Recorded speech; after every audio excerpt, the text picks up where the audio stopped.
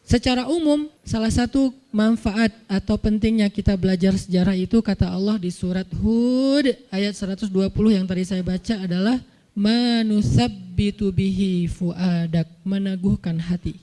Kalau bahasa saya kemarin, mempertajam nalar.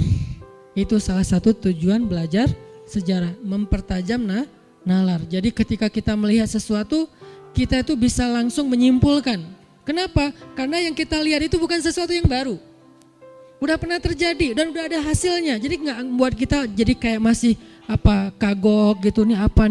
Nggak ada pertanyaan nih apa, karena itu udah pernah terjadi di masa lalu dan bukan sekali, berkali-kali dan sudah ada hasilnya. Sehingga kita langsung bilang, wah ini kayak yang dulu nih.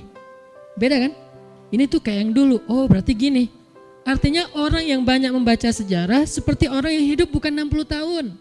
Tapi ribuan tahun, orang yang banyak pengalaman pastinya nggak akan terlalu blank dalam melihat hal-hal yang terjadi dalam kehidupan dia.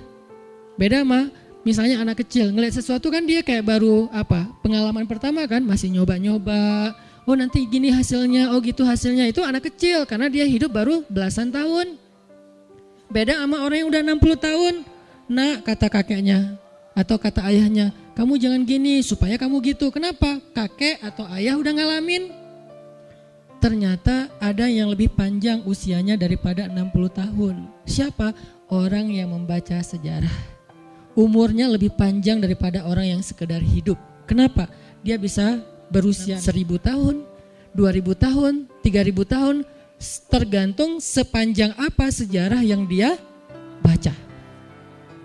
Dan sejarah itu selalu terulang, nggak ada yang baru sebetulnya di bawah matahari. Semuanya pernah terjadi dan kemudian terjadi lagi. Hasilnya pun nggak akan bergeser karena itu sunnatullah. Selalu kayak gitu. Siapa yang taat kepada Allah, siapa yang mengikuti jalannya petunjuk Allah, maka dia akan kesini hasilnya. Siapa yang mengingkarinya, maka kesini hasilnya. Itu udah jadi sunnatullah dalam sejarah kehidupan di dunia. Bukan hanya sejarah kehidupan kita, termasuk jin sebelum kita. Sehingga siapa yang membaca sejarah, hobi membaca kisah, membaca sirah, berarti umurnya bukan 60 tahun. Umur saya sekarang misalnya 30-an sekian tahun.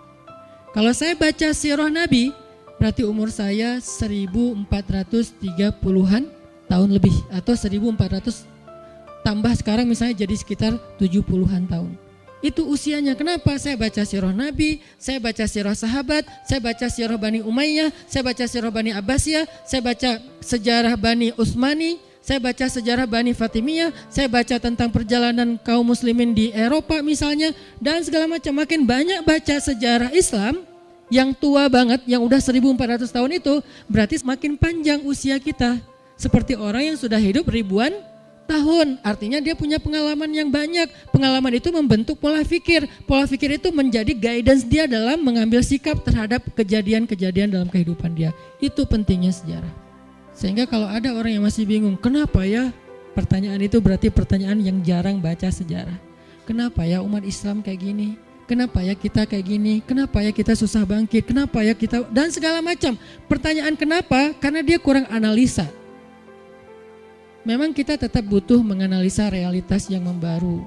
Tetapi semua itu tidak akan lepas dari pola kejadian sejarah. Hanya dia secara detailnya ada hal-hal yang memang baru. Tapi secara garis besarnya itu tuh pernah terjadi. Baik dalam kasus personal, keluarga, bahkan bangsa. Dalam kasus personal, kasus pribadi kita, atau dalam kasus keluarga kita, atau dalam kasus bangsa kita, adegan kolosal bangsa kita, itu tuh pernah terjadi. Sehingga ketika terjadi lagi, orang yang hidup dalam sejarah, dia gak akan heran.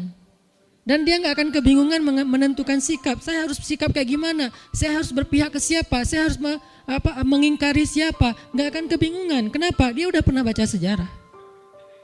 Tapi orang yang kehilangan akar sejarah, kata banyak pembicara ya, maka dia kehilangan referensi bersikap.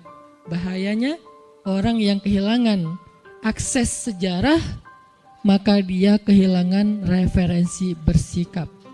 Sehingga dia nggak tahu lagi apa yang membuat dia harusnya pride, yang membuat dia bangga, kemudian pede, kemudian visioner. Karena dia nggak punya lagi referensi tentang itu di dalam kehidupannya. Nggak ada referensi, nggak ada sejarah.